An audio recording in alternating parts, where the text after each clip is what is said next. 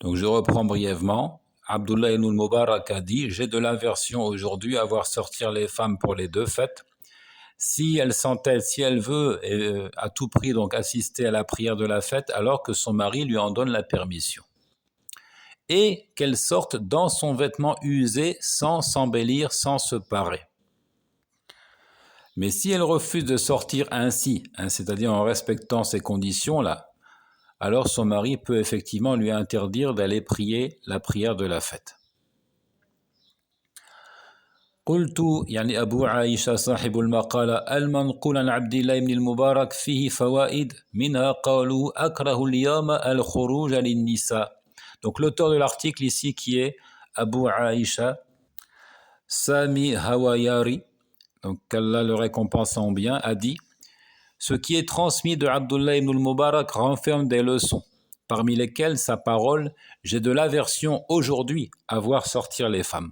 قوله اليوم فيه أن المتصدر للفتوى إذا رأى الفساد فله أن يسد ذرائعه ولا يعارض بحجة أنه خالف الحديث كما يصنع كثير من أصحاب الانتقائية الذين ليتهم يقولون خالف الحديث بل يأخذون حالات من السيرة ويقيسون عليها أحوالا لا تكاد تتشابه مع أيامنا هذه بأي شكل من الأشكال ثم يشنعون على مخالفهم ممن يلتزم نظر الفقهاء في المسائل. Donc, le fait que Abdullah ibn al-Mubarak ait précisé aujourd'hui indique que la personne délivrant des fatwas qui constate une corruption peut opter pour l'obstruction des voies qui y conduisent. L'obstruction des voies qui conduisent au péché. Saddu dhara'i. Et on ne doit pas objecter qu'il contrarie un récit prophétique, comme le font les adeptes de la sélectivité. Ah, si seulement ils se contentaient de dire « il a contrarié un récit du prophète ». Mais ils vont plus loin en s'emparant d'épisodes de la vie du prophète, à travers sa biographie, en les comparant à des situations actuelles qui n'y ressemblent quasiment en rien, et qui n'ont pourtant rien de comparable. Puis ils s'en prennent durement à leurs détracteurs qui s'en tiennent à l'analyse des jurisconsultes, des véritables ulamas. Donc ici, c'est très intéressant de voir qu'il existe un récit authentique du prophète alayhi salatu wassalam, qui a demandé aux femmes d'assister à la prière de la fête et de voir comment, dès les premiers temps de l'islam, de grands jurisconsultes tels que Abdullah ibn al-Mubarak ont eu de l'aversion à ce que les femmes se rendent à la prière de la fête. Et pourquoi cela? Il dit parce qu'ils avaient constaté une corruption et ils avaient opté pour l'application de cette règle qui est fondée, qui ressort des textes de la révélation, l'obstruction des voies conduisant au péché. ثم إن أصرت أرجع الإمام الأمر إلى زوجها أن يأذن لها وذلك لعلم الزوج بزمانه وبآفاته مع اشتراطه لبس اللباس الخلق وترك التزين.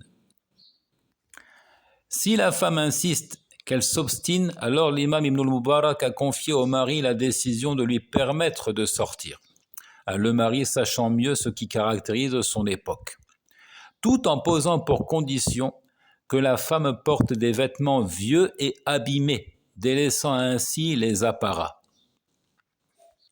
Donc on ne doit pas prétexter que c'est le jour de la fête pour absolument porter un beau vêtement tout neuf. Ici, au contraire, il insiste en disant si elle s'obstine et qu'elle veut véritablement aller à la prière, elle n'a qu'à y aller, mais à condition qu'elle porte un vêtement vieux et abîmé. Tout cela dans le but de ne pas attirer le regard des hommes, de ne pas devenir une source de tentation, de ne pas donc inviter au péché, et notamment le péché de la fornication. ثم قال الترمذي ويروى عن عائشة رضي الله عنها قالت لو رأى رسول الله صلى الله عليه وسلم ما أحدث النساء لمنعهن المسجد كما منعت نساء بني إسرائيل ويروى عن سفيان الثوري أنه كره اليوم الخروج للنساء إلى العيد. Puis At-Tirmidhi ajouta: on a rapporté de Aïcha qu'Allah soit satisfait d'elle, qu'elle dit: si le messager d'Allah, lui les éloges et le salut, voyait ce que les femmes ont innové, il leur interdirait la mosquée comme elle fut interdite aux femmes des Israélites.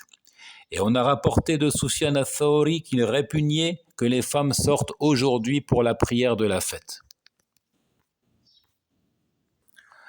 قلت يعني أبو عائشة قالوا أم المؤمنين عائشة رضي الله عنها في نفس ما تكلمت عنه في قول ابن المبارك غير أن فيه لفتة أخرى وهو تقدم عائشة رضي الله عنها على زمن ابن المبارك وتأمل كلامها وجزمها بأن النبي صلى الله عليه وسلم كان ليسد الذرائع في حال علمه بتغير أحوال النساء وإحداثهن لما أحدثنا، وهذا فيه رد على الجماعة التي تريد أن تقوم بحداثة إسلامية على ظهر الطعن في الفقهاء بأنهم أصحاب توسع في سد الذرائع في شأن النساء بما لم يكن في عهد النبي صلى الله عليه وسلم.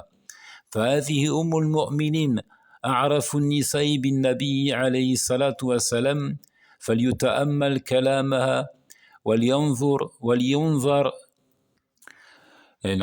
ولينظر هل في كلام الفقيه عبد الله بن المبارك رحمه الله ما يخالف جزمها بما كان سيفعله النبي صلى الله عليه وسلم.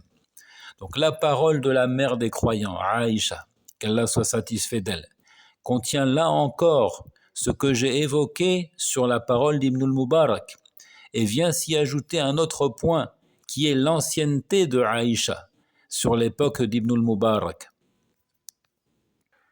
Donc Aïcha n'a fait que dire finalement la même chose. Elle dit, si le messager d'Allah voyait ce que les femmes ont innové, c'est-à-dire la manière dont elles se comportent aujourd'hui, qui est différent de la manière dont elles se comportaient à l'époque du messager, il leur interdirait la mosquée comme elle fut interdite aux femmes des Israélites. Donc ce n'est pas différent de la parole d'Ibn al-Mubarak, mais il y a un point important à souligner ici, c'est que Aïcha a vécu avant Ibn al-Mubarak. Médite sur sa parole et sur son assurance, affirmant que le prophète sallallahu alayhi wa sallam aurait fermé cette porte vers la débauche s'il savait quel changement s'est opéré chez les femmes. En cela, il y a la réplique à ce groupuscule cherchant à révolutionner l'islam, entre guillemets, à révolutionner l'islam tout en médisant des jurisconsultes qu'ils accusent de trop contraindre les femmes, de réduire leur liberté d'une manière qui n'existait pas du temps du prophète sallallahu alayhi wa sallam. Voici la mère des croyants. Qui de toutes les femmes est celle qui connaît le mieux le prophète alayhi salatu wa sallam? Analysons donc sa parole et voyons si sa déclaration catégorique que le prophète agirait de la sorte diffère de la parole du grand jurisconsulte Abdullah ibn al-Mubarak. Donc en toute objectivité, il n'y a pas de différence. Aïcha radiallahu anha est catégorique. Elle affirme que c'est ainsi que le prophète aurait agi s'il avait vu comment est-ce que les femmes sont devenues. Et donc évidemment, cela nous rassure et accrédite la parole de Abdullah ibn al-Mubarak qui, en répugnant que les femmes sortent pour la prière de la fête à son époque, a en fait été bien inspiré. Et cette fatwa délivrée par Abdullah ibn al-Mubarak est la meilleure preuve de son érudition, de sa bonne compréhension de la religion de l'islam. وبعض النساء يتشوفن لألقاب أم المؤمنين عائشة رضي الله عنها كلقب أفقه نساء الأمة فهذا هو مذهب أفقه نساء الأمة. Donc certaines femmes sont rêveuses face au titre de la mère des croyants, Aïcha, qu'Allah soit satisfait d'elle. On parle d'elle en différents termes, en disant par exemple c'est la femme la plus instruite de la communauté. Eh bien voici l'avis juridico-religieux de la femme la plus savante de la communauté de l'islam. C'est elle qui a dit, c'est ainsi que le prophète agirait. Hein. Aïcha, qui est elle-même une femme, était d'accord avec le fait que les femmes ne doivent plus sortir pour la prière de la fête, étant donné donc l'état dans lequel elles sont plongées.